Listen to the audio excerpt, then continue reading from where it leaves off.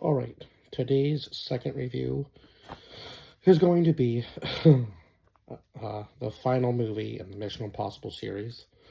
Uh, Crazy to think that this, after 29 years, is coming to a close, because for me, they were such a big part of my childhood, and I mean, right into adulthood. I mean, I'm 32, well, I'll be 32 in October, so yeah, crazy to think that 29 years of my life I've been enjoying these movies. Every single one that's come out, I've enjoyed it.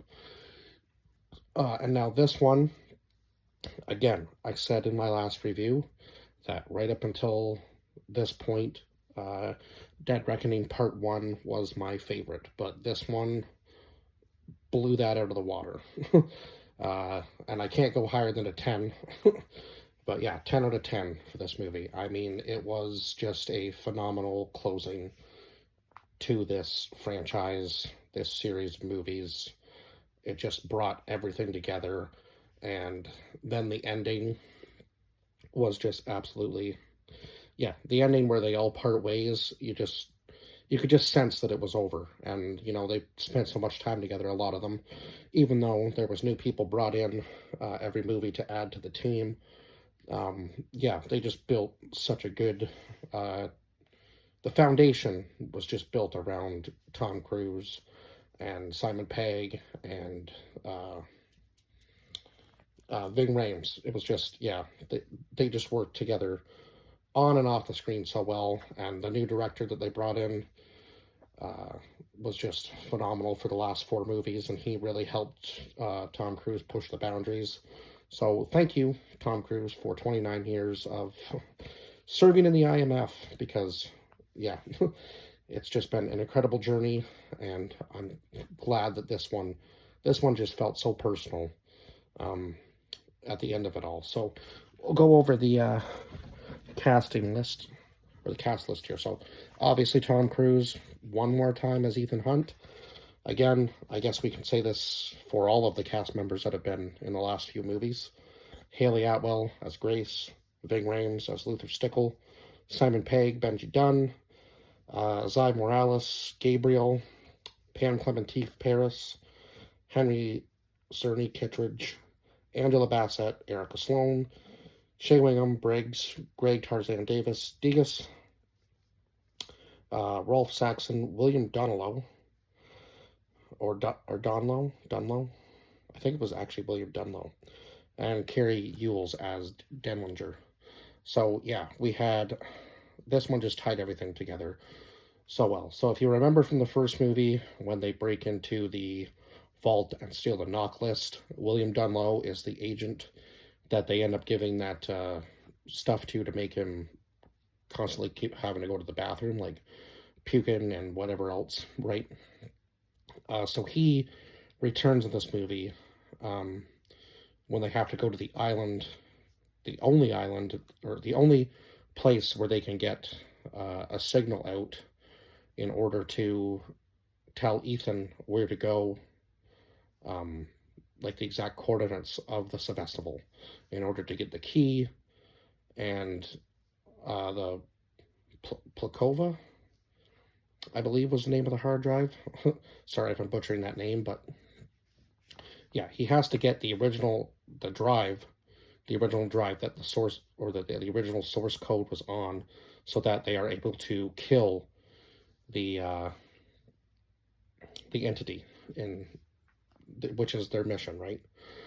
And now, um, Erica Sloan is the president, so she is seriously putting some trust in Ethan, because this entity is still growing stronger, still rewriting itself, and when they go into this storage vault, this huge storage vault of all these computers that has stored basically anything and everything you can think of, they have to queue up the entity in order to trick the entity into going in there so that they can capture it on a drive, a 5D drive, in fact, um, that has, I can't remember how many terabytes, but it was like a crazy amount of memory. So enough to capture the entity inside it and then hide it in a safe place, hopefully, or maybe destroy it so that the entity can't get back out there ever again. Because this AI thing was absolutely insane, and what it was telling Ethan to do was probably what it wanted to happen, but at the same time, we're not really sure because this entity thing played tricks on everybody that it talked to, and we still had Gabriel trying to take over the entity. So it was trying to tell Ethan that it was it was telling Ethan that he was the new person to take over for Gabriel because Gabriel was trying to overthrow the entity and take control of it for himself so that he could create the world in his image. But the entity wanted to create the world in its image, and it needed to take over every single nuclear power in the world and then just launch the missiles, and it would destroy the Earth. Now, the entity itself was trying to say that that would happen if the entity died, but of course the entity is just trying to save itself because it knows how close Ethan is to being able to destroy it. So when he has to go into the Sevastopol, that was a insanely intense scene. Like, I was even holding my breath for him the entire time he was on the sub as it's rolling down the hill, and he had to cut his wetsuit off once he has the drive. He has to cut his wetsuit off to get into the torpedo tube, and all he has left is the mask. And then, as the submarine is falling into the further depths of the Bering Sea, he has to take off the entire oxygen mask and swim to the top while doing nothing but exhaling the entire time. So he just barely makes it, and Grace is able to save him.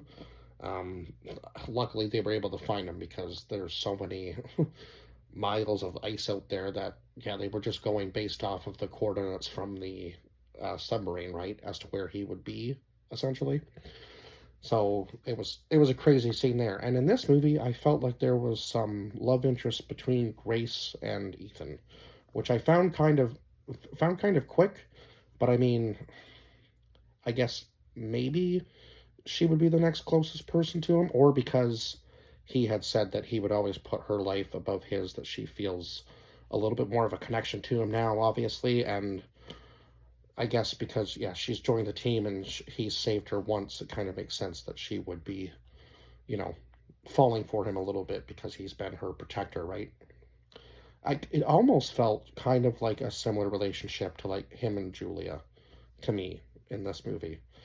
Even though there was no, like, romance scene or anything, which I think would have probably tarnished it again, like in all the other movies where there's, it's there, but they don't really act upon it in any sense. They just kind of show like a little bits here and there, enough to let you know that there's a love interest there, but not enough to make it cheesy, if you know what I mean. Like they would do in like a rom-com or something, essentially. So yeah, she saves him, and then now they have to go back after Gabriel, and Ethan's plan was to hand Gabriel the Plakova and Luther's poison pill, which was a USB type drive that he created in order to destroy the original entity source code. So, obviously that doesn't go quite to plan. Gabriel is able to escape, and thank God they had William Dunlow there, because when they first got there to the huge computer station where they're going to put the drive in to kill the entity, or capture the entity, I guess essentially was their mission, right? Because it's still on the drive at the end of the movie when Grace hands it to Ethan. So they haven't destroyed it quite yet, but I believe that's what Ethan was going to do, or it's going to be in Ethan's possession, and then that way nobody else can get their hands on it, because he's going to obviously be a ghost now that he has the entity in his possession. So he will hide for the rest of his life somewhere where nobody's able to find him, sort of similar to what Luther was doing when he went all analog. And Luther was sick in this movie, and unfortunately Gabriel was one step ahead and was able to put one of the plutonium core bombs in with Luthor, and Luthor found that the only way to not level the whole city of London, but he would have to die himself, was to take one of the detonators out, and then wouldn't be as big of a blast, right? It would be enough to take out the bomb and him, but not the city of London. So yeah, that was unfortunate. That was one of the sadder moments in the movie for sure. And this movie definitely tugged at my heartstrings a few times, because in the very beginning, when it's showing all of the other movies like culminating together to make this story, and the fact that the rabbit's foot from the third movie was what started the AI that became the entity in these two movies, is absolutely insane. So yeah, when Ethan thought he was stealing some sort of, like biological thing in the third movie, he was actually stealing a like high-end computer uh, chip or something along those lines. I can't remember. Yeah, something along those lines of some sort of like high-end technology, and then that's what became the entity eventually. So the Sevastopol actually sunk in 2012. Now they never mentioned that in Dead Reckoning, but it makes sense, I guess, now that it had been that long, because yeah, it was Denlinger that came in and took all the computer stuff from Dunalow in 2012, and now he doesn't have any of the original coordinates for the Sevastopol, but he did memorize it. So when he sends it in Morse code to the submarine that Ethan is on, he sends the coordinates backwards. So he's trying to send the Russians all the way over to Africa, when the Sevastopol is actually in the Arctic. Um, so yeah, and then the Russians are following the submarine because they are able to find the submarine yeah, that they are on. And the Russians follow them there. Of course, they do a U-turn, and that's when they drop Ethan off. And that scene was just, yeah, again, absolutely intense. And then again, going to find Gabriel, and obviously Gabriel's able to escape from them once again. It seems that it seems that he's always one step ahead, right? Even though he's trying to take over the entity, he even seems to be smarter than the entity itself at certain points in this movie. So he takes his little biplane and gets out of there with his new henchman, I guess, because obviously he has zero trust for Paris at this point, because she has now joined Ethan's team. And so they chase after him, and now they're hoping that so they really have to rely on a lot. Benji gets shot. I was like, please don't let Benji die too. I can't take two deaths uh, in this movie. That would have just been too much to handle. I was like, oh my god, Benji's gonna die too. Please don't tell me Benji dies too. That would just be too intense, because he's become such a staple in these movies as well. But it was more personal that Luthor was the one that ended up dying, because he's only missed out on one movie, so he's been in 7 of them. And yeah, it was just, what a heart-wrenching moment for a way to end the series. So where was I? Oh yeah, so the biplane scene. So Ethan is able to grab onto the second biplane of uh, Gabriel's henchman, and then he's actually able to get onto Gabriel's plane at one point. And man, I was holding my breath for Tom Cruise during that whole scene, because I'm not even sure he was strapped in. The way he was moving on that biplane, I think he was literally putting his life at risk. And of course, Gabriel tries to tell him that there was only one parachute for him, and he got too cocky, because he lets go of the little seatbelt that he's hanging on to and hits himself off of the back of the biplane, and then flips over and just absolutely demolishes himself into like the little, I guess, rudder type thing that moves the plane back and forth. And yeah, it cuts him right across the face and kills him. So I guess Gabriel was his own worst enemy in this movie, yeah, because he seemed to think that he was going to be the one in control, and he'd already failed once in the last movie when Ethan was able to take the key off of him. So yeah, he'd already failed once, but he seemed to think that he had some sort of master plan again to, you know, he seemed to think that everything was written and everything was going to go his way, but he should have realized that not everything is written in stone, right? That something could go wrong, because now you're going against the supercomputer known as the Entity, and it was betrayed him too at this point, now that it was trying to tell Ethan that what to do, right?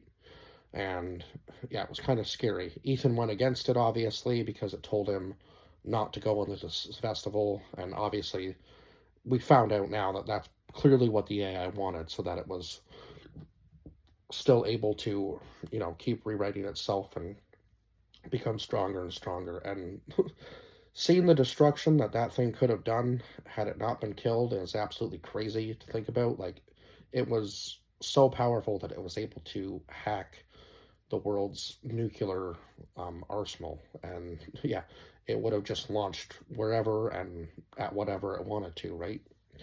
And of course, it was trying to trick everybody into thinking that that's not what it wanted to have happen. It was saying that it was either save the Entity or world destruction, was basically what this AI was telling them. But the AI was obviously going to be the one that took out everything. And then Gabriel had his own worldviews, and yeah, we get the scene with the biplane, and then thank God there was a second parachute on the plane for Ethan, because without that, he would have never been able to make it to ground safely. And even if he hadn't, at least he was able to get the poison pill onto the original source code, onto the drive for the source code for the AI, and they were able to trap it. So yeah, just those were the two biggest scenes: the submarine scene and the biplane one. And I mean, yeah, there's the fact that they are even able to pull this kind of stuff off is absolutely insane to me, because you're putting your life at risk doing these kinds of stunts, and it's just crazy to me that he's 62 now and still putting his body through this much just to entertain people. And that's why he'll be my favorite actor for forever. Yeah, because he just knows how to make the crowd.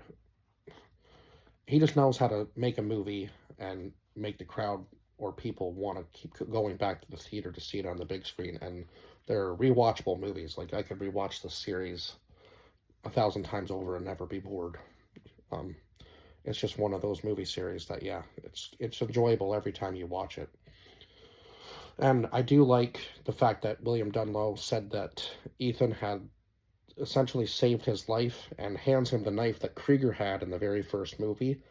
And we find out that Briggs is Jim's son from the first movie as well, and carried the same name as him, but his code name is Briggs, right?